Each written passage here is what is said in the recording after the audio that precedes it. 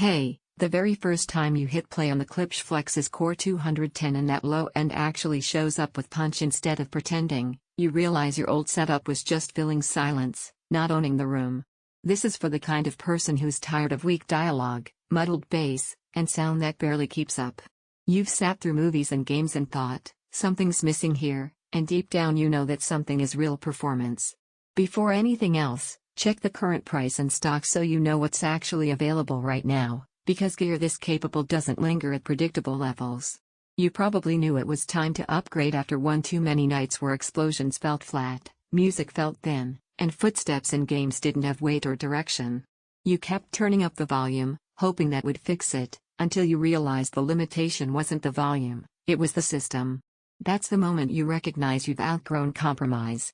Swapping to this feels like relief. The soundbar fills the space with clarity and depth instead of hollowness. Dialogue sits where it should, not buried under effects. Dolby Atmos actually delivers overhead movement instead of pretending. And that 10 inches subwoofer doesn't just add bass, it anchors it, giving weight without distortion. You don't just hear effects, you feel them. In everyday life this shifts how you experience everything you watch. Movies suddenly have dimension because sound comes from everywhere, not just the screen. Games feel alive because direction and stage matter. Music gains body and presence instead of sounding like a compressed background track.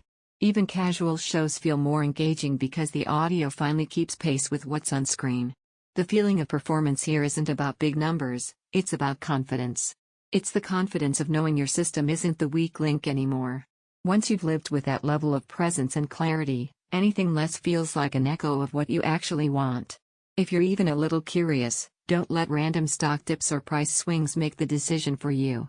Options this capable get snapped up quickly once people hear what they're capable of.